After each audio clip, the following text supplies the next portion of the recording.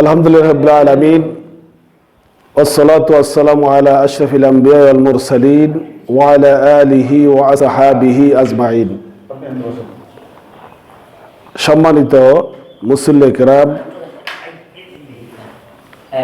আজকে আমাদের এই পবিত্র মসজিদে জুমার নামাজের আগত সম্মানিত রোজাদার মুসলমান ভাইয়েরা, আমাদের বাংলাদেশের এবং দেশের বাহিরে প্রবাসী ভাইয়েরা, আসসালামু আলাইকুম ওয়া রাহমাতুল্লাহি ওয়া বারাকাতুহু। ইতিমধ্যে আমরা পবিত্র মাহে রমজান পেয়েছি। এই পবিত্র মাহে রমজানের শেষ লগ্নে এসে আমরা পৌঁছে গিয়েছি। আমরা বলি আলহামদুলিল্লাহ। রহমত মাগফিরাত আমরা পার করেছি। আজকে আমরা 21তম রোজা অতিবাহিত করছি।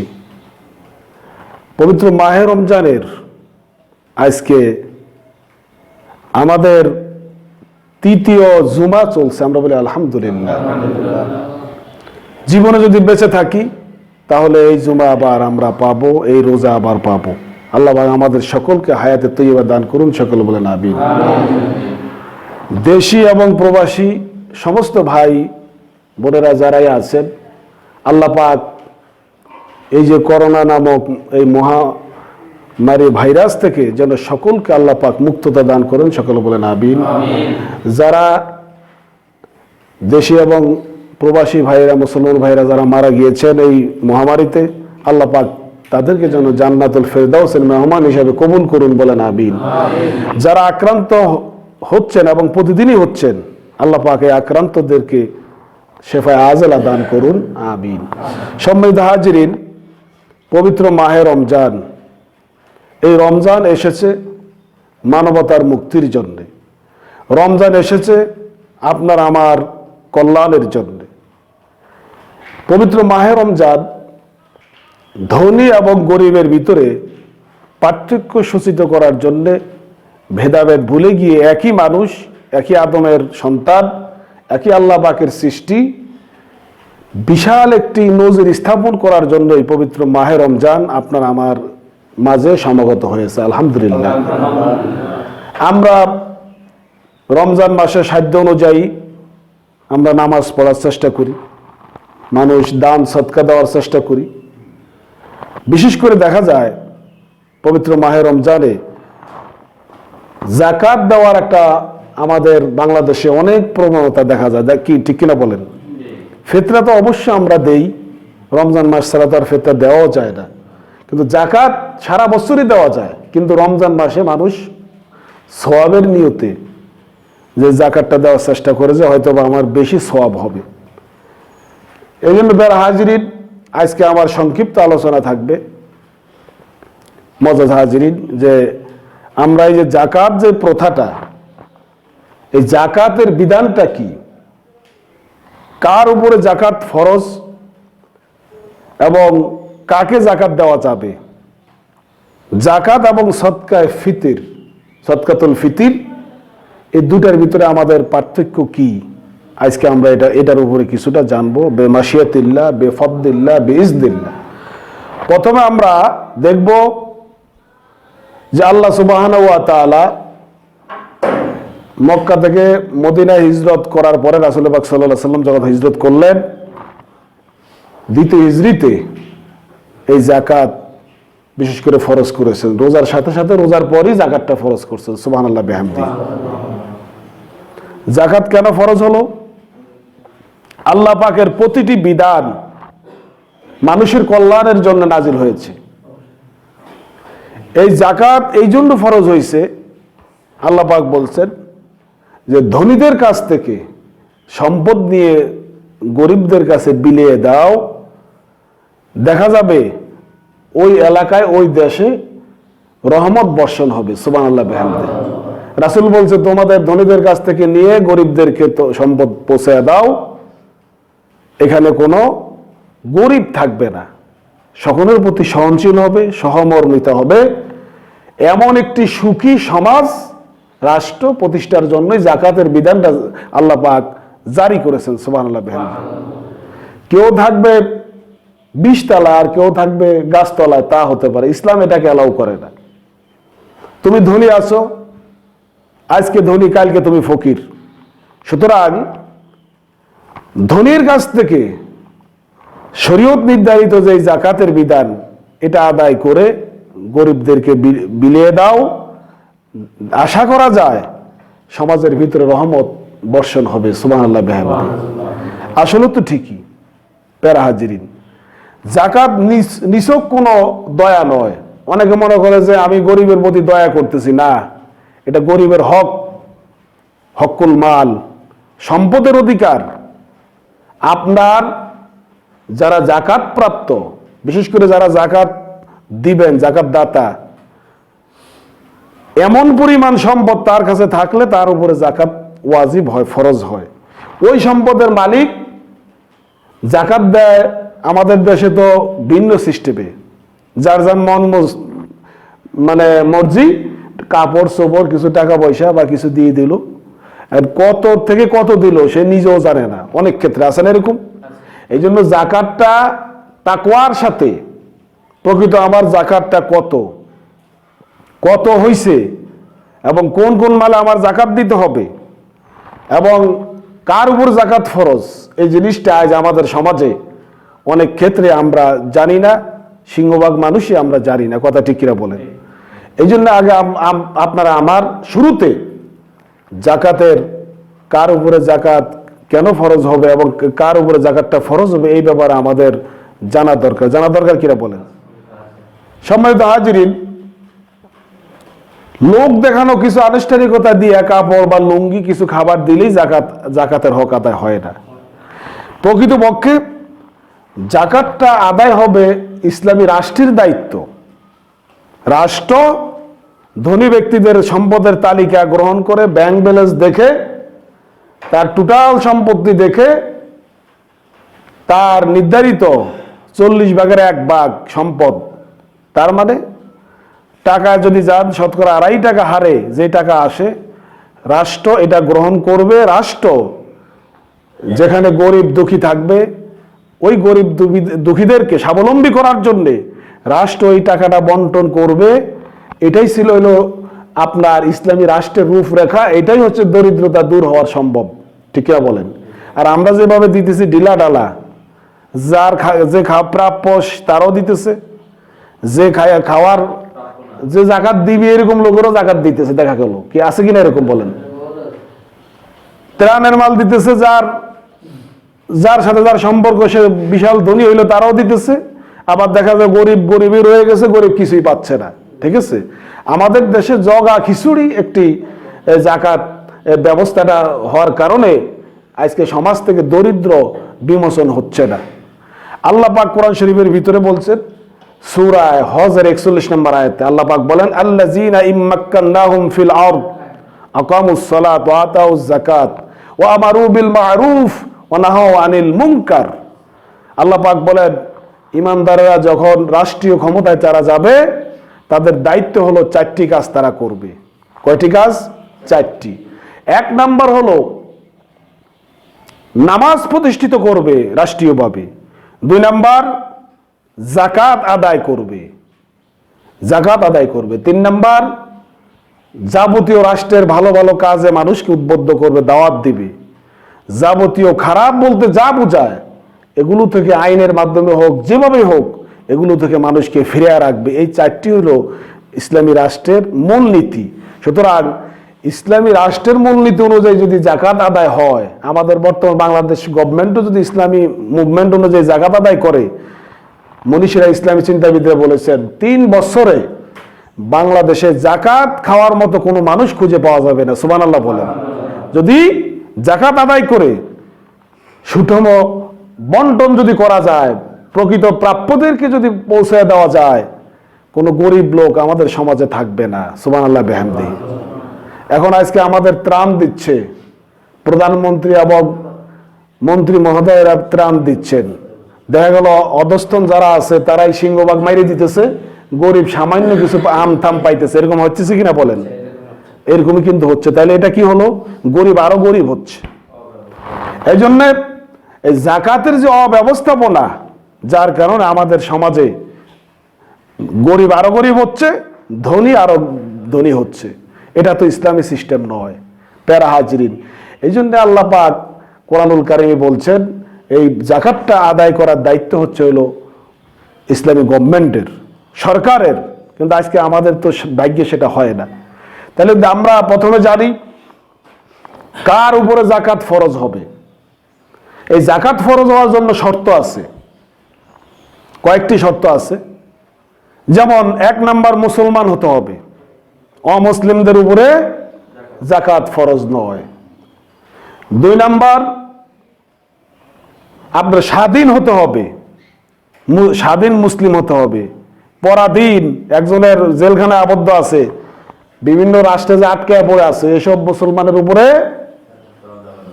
যাকাত দেওয়া যাবে না। দেখা গেল এক বাড়িতে হাইলা কর্মচারী আছে, এর উপরে যাকাত ফরজ না। 3 নাম্বার শুষ্ক মস্তিষ্ক হতে হবে, পাগলের উপরে যাকাত ওয়াজিব বা ফরজ নয়।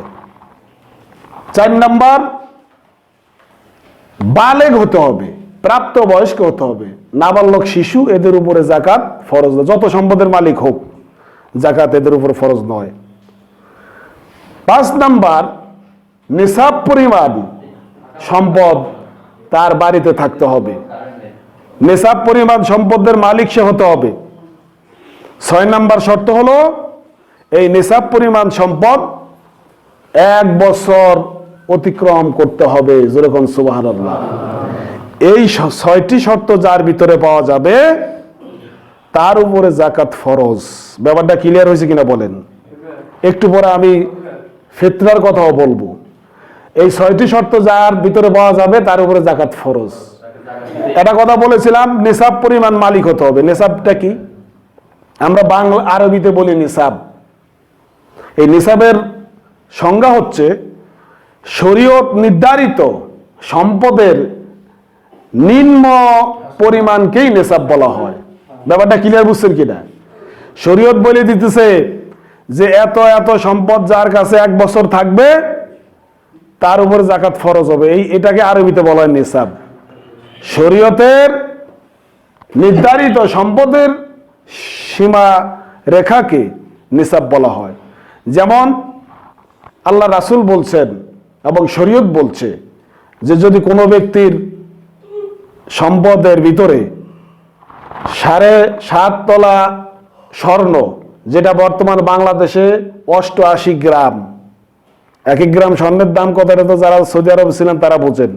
88 গ্রাম আর 52.5 তোলা হলো রৌপ্য, যেটাকে আমাদের দেশে 613 গ্রাম হয়। এই স্বর্ণ আর রৌপ্যর এই এই সমপর্যায়ে বাজার মূল্যে, বর্তমান বাজার মূল্যে যদি কারো কাছে নগদ অর্থ অথবা সম্পদ থাকে, এই লোকের উপরে এলো যাকাত ফরজ। আর এটাকে বলা হয় নিসাব। সুবহানাল্লাহ বলেন। ব্যাপারটা বুঝছেন কিনা বলেন?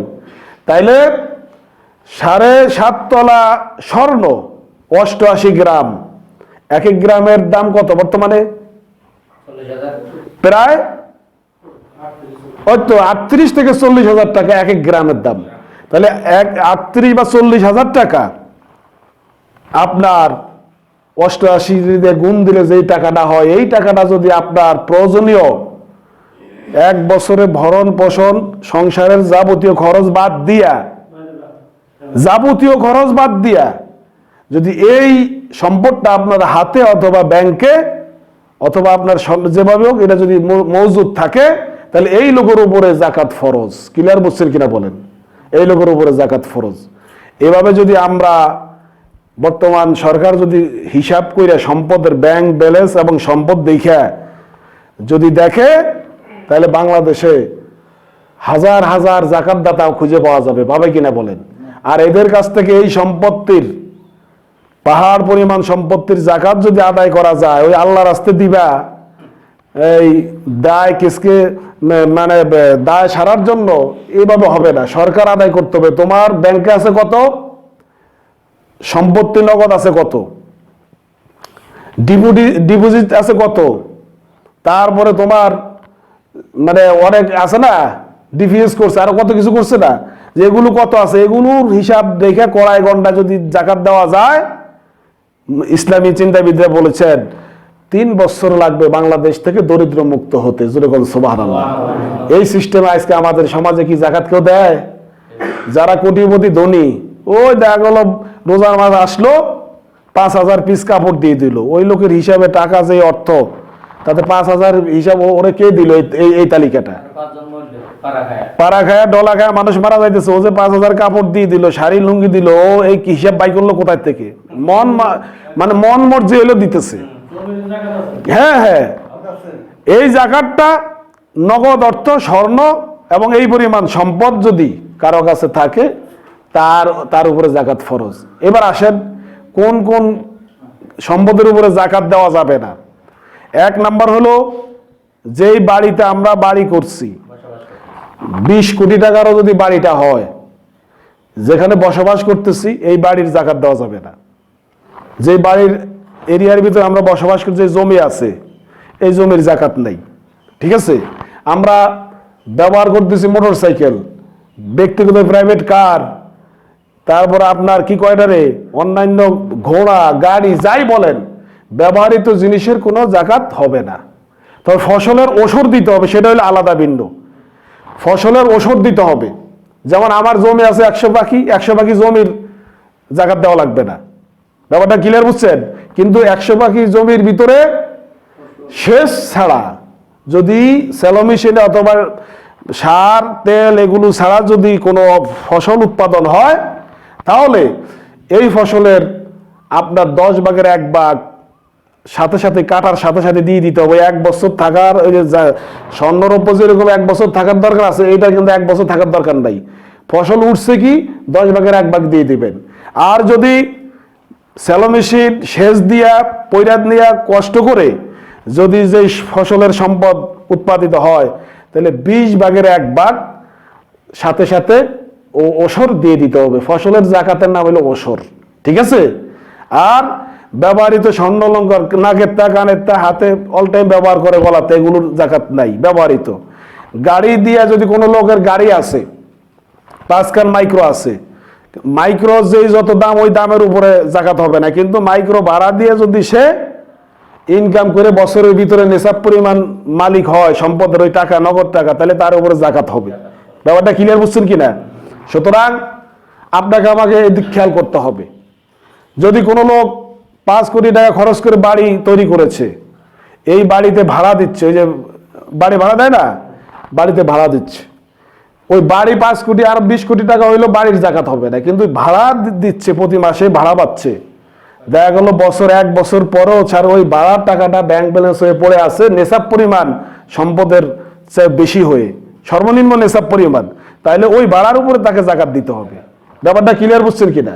সুতরাং আপনাকে আমাকে ব্যবহৃত এগুলোর উপর জাকাত দিতে হবে না। তাহলে আমরা জাকাতের ব্যাপারে ক্লিয়ার। সাথে সাথে আরেকটু বলি, ফেতরা, রমজান মাসে ফেতরা দিতে হয়।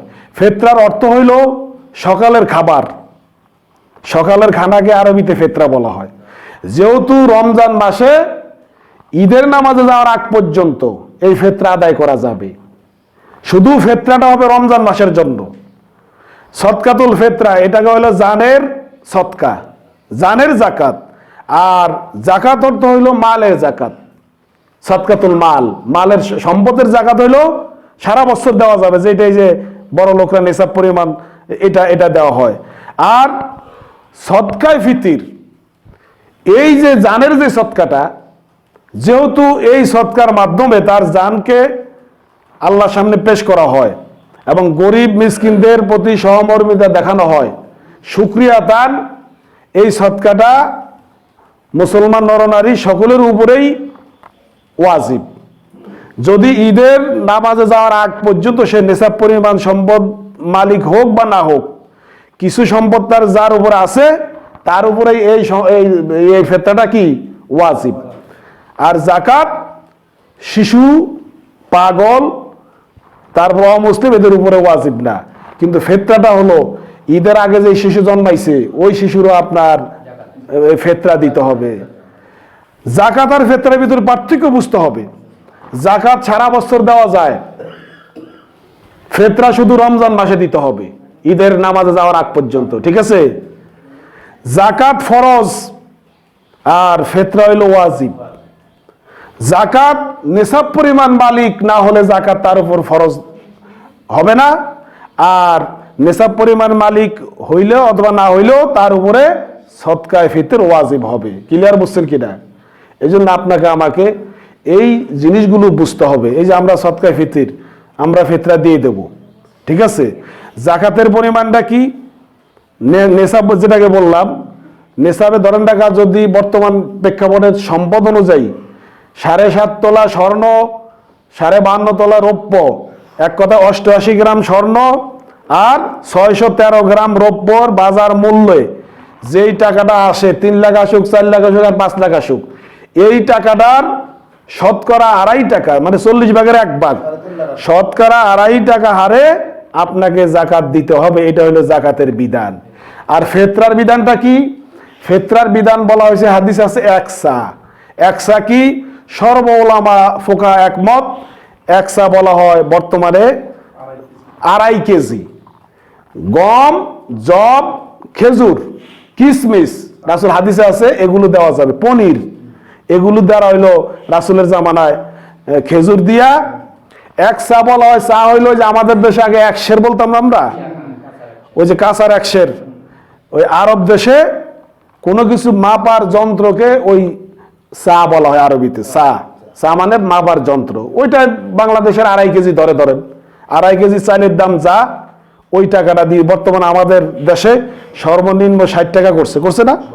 70 টাকা করছে, আর উপরে 2200 টাকা পর্যন্ত করছে। যে যা পারে দিবে, 70 টাকার নিচে হবে না, দেখছেন?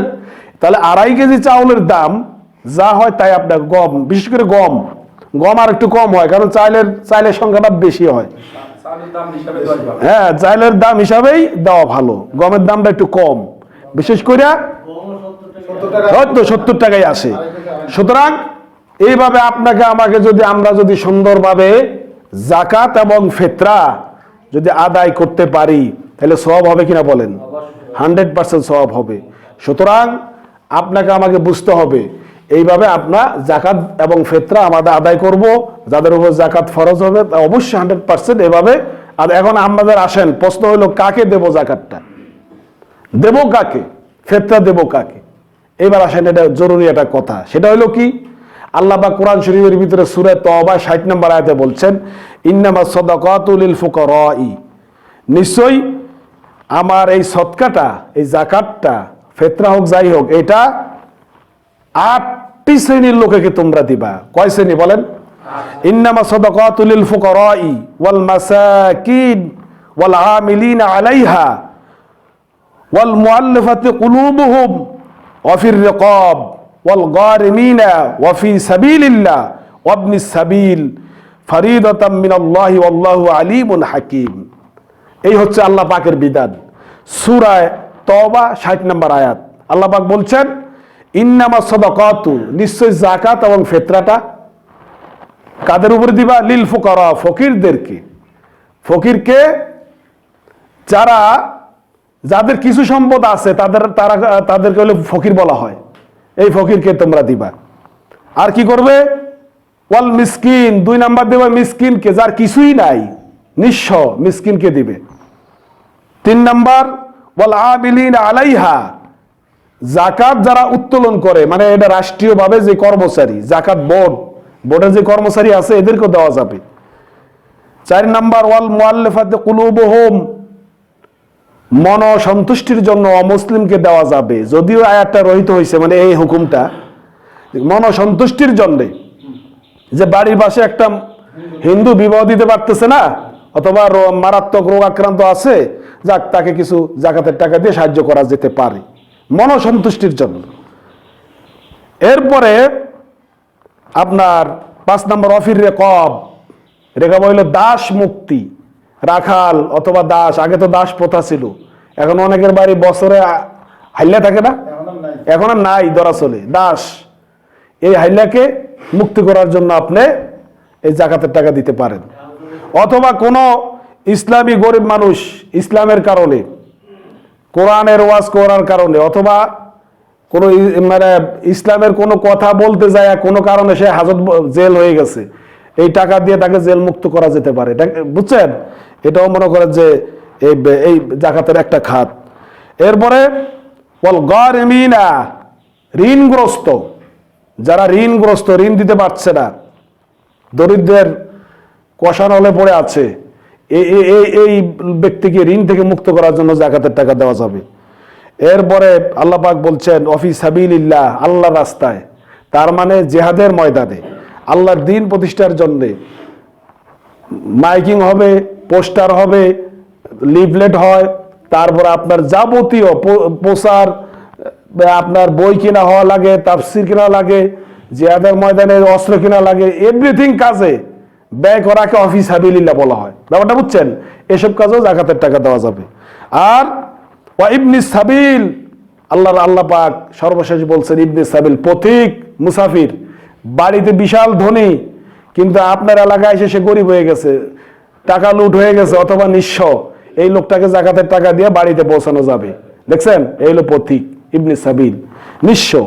আল্লাহ পাক বলেন ফারিদাতাম মিনাল্লাহ, এটা হচ্ছে আল্লাহর পক্ষ থেকে তোমাদের জন্য ফরজ নির্ধারিত করে দেওয়া হয়েছে।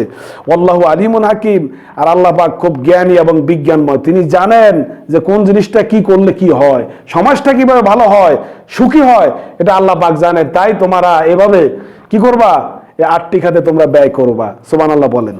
এজন্য বেরা হাজিরিন, আপনাকে আমাকে এইভাবে যদি আমরা জাকাত এবং ফেতরাও এদেরকে দেওয়া যাবে, গরিব মিসকিন, বিশেষ করে গরিব মিসকিন বিধবা, এদেরকে আমরা ফেতরা টাকা দিয়ে একটা স্বাবলম্বী করার যদি আমরা চেষ্টা করি, তাহলে এইটা আমাদের জন্য খুবই কল্যাণ হবে। আমাদের দেশে জাকাত এবং ফেতরা দেওয়ার নামে আমরা আসলে এটা ছলচাতুরি করি। জায়গা একজনের বাড়ি ফেতরা হয়েছে 4টা, 70 টাকা করে, 4 7 কত 28, 280 টাকা।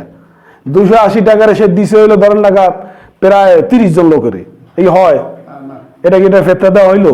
30 জনে 10 টাকা 5 টাকা করে দিছে ফেতরা, ওই লোকের তো কিছুই হয় না। ঠিক আছে? এই জন্য আপনাকে আমাকে, অনেকে আছে চিকিৎসা করতে পারতেছে না, তাকে দেওয়া যাবে। তবে খবরদার জাকাত ফেতরার টাকা দিয়া মসজিদের কাজ, মাদ্রাসার কাজে, সংস্কারে এগুলো লাগানো যাবে না, যেহেতু আল্লাহ 8টা খাত বলে দিচ্ছেন। আপনি মাতবরি করিয়া, আমি মাতবরি করে জাকাতের টাকা দিয়ে মসজিদে যাক 2টা পেশাবখানা বানায় দেই অথবা মসজিদে একটা ফ্যান ঝুলিয়ে দিই, এটা হবে না। টাইলস এনে দেই, তা হবে না। জাকাতের টাকা এই 8টা খাতেই ব্যয় করতে হবে। বিশেষ করে যেহেতু যুদ্ধের ময়দান এখন আপনার বিভিন্ন কাজে যেহেতু নাই, ইসলামী রাষ্ট্র নাই, তাহলে তো কর্মচারীরা দেওয়া লাগতেছে না। সুতরাং বাকি খাতগুলোতে আপনারা জাকাতের টাকা দিবেন, কোনো সমস্যা নেই। একটা ছেলে লেখাপড়া করতেছে, কোরআন হাদিস কিনতে পারতেছে না, বই কিনতে পারতেছে না, তাকে জাকাতের টাকা দিয়ে উপকার করা যাবে। কিন্তু মসজিদ মাদ্রাসায় এগুলা যেহেতু জাকাতের সাথে মালিকানা শর্ত, আপনি একজনের কাছে হাওলাত পাবেন, 5 লাখ টাকা পাবেন, ওই টাকা আপনার হাতে আসা আর আগ পর্যন্ত আপনি ওই টাকার জাকাত দিতে পারবেন না, কারণ জাকাত হলো মালিকানা শর্ত। আর যদি দেখেন সে টাকা দিতে পারবে না, আপনি যদি নিশ্চিত থাকেন, আর যদি মনে করেন যে সে জাকাত দিতে পারবে, ওই 5 লাখ টাকার হিসাব করে জাকাত দিয়ে দিতে পারেন, যে আমার ভাই বেড়া ও তো দিবেই, দিয়ে দিতে পারেন।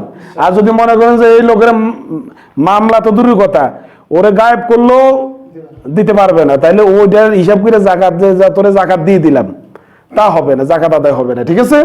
আপনাকে আমাকে এভাবে বুঝতে হবে। অভাব, ওই কজ দেখা যায় আমি অভাবগ্রস্ত, আপনি অট্টালিকা তৈরি করছেন, ব্যাংক থেকে লোন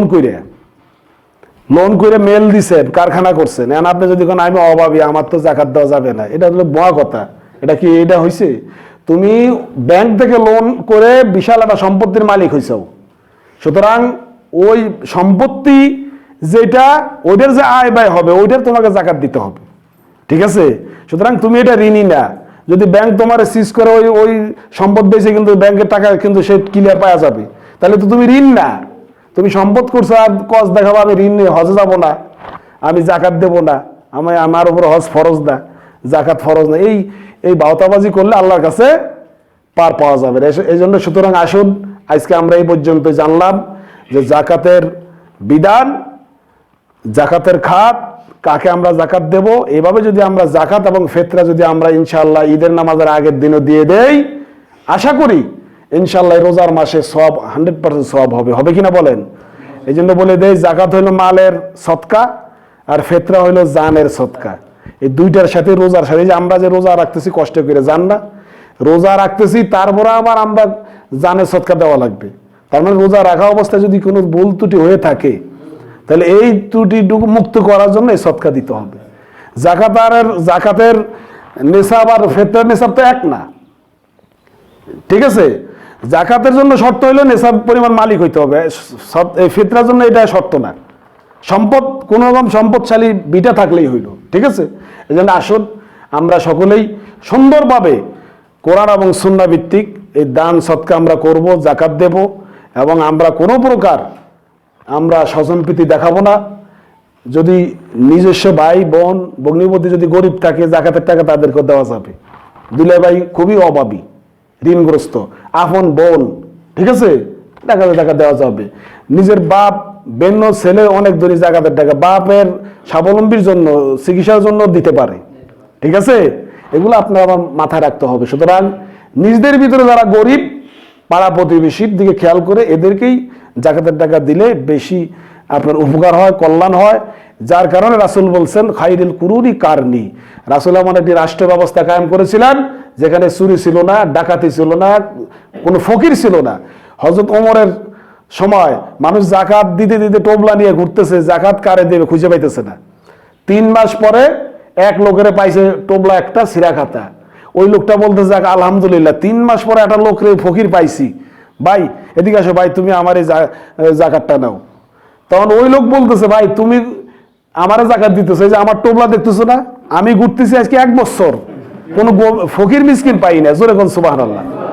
আর আমাকে বাংলাদেশের অবস্থা কি, যদি শোনে যে ওই মানে বিশ্বাস বাড়ির অমুকে দিবি হইলো কিছু ত্রাণ দিবি, ঠিক আছে, জাগের বাড়ি গোলা ভরা দান আছে, হে হইলো লাইনের প্রথম কাতারে এসে দাঁড়াবি, এটা খারাপ কইছি কোন, হ্যাঁ। আর কিছু রোজাদার খাওয়ানো হবে, যারা রোজা থাকে না, জানে যে রোজদার খাওয়াইলে ইফতারি সেরিতে ভালোই লাগে, ইফতারি পরে আবার বিরিয়ানি আছে, যাই হে দেখবেন যে মানে আজকে যেটা হয়েছে ওইটারও নিয়ে আসে, ওইটাও রোজা। এখন আমাদের দেশের পরিস্থিতি এইলো এইটা, ফাওয়া পাইলে বাঙালি আলকাতরাও খায়, কথা ঠিক আছে না। সুতরাং আসুন আমরা সকলেই এই জাকাতটা সুন্দরভাবে আদায় করি, ফিতরাটা আমরা সুন্দরভাবে দেই। আল্লাহ পাক আমাদের সঠিক বুঝ দান করুন, সকলে বলেন আমিন। ওয়া আখিরু দাওয়ানা আলহামদুলিল্লাহি রাব্বিল আলামিন।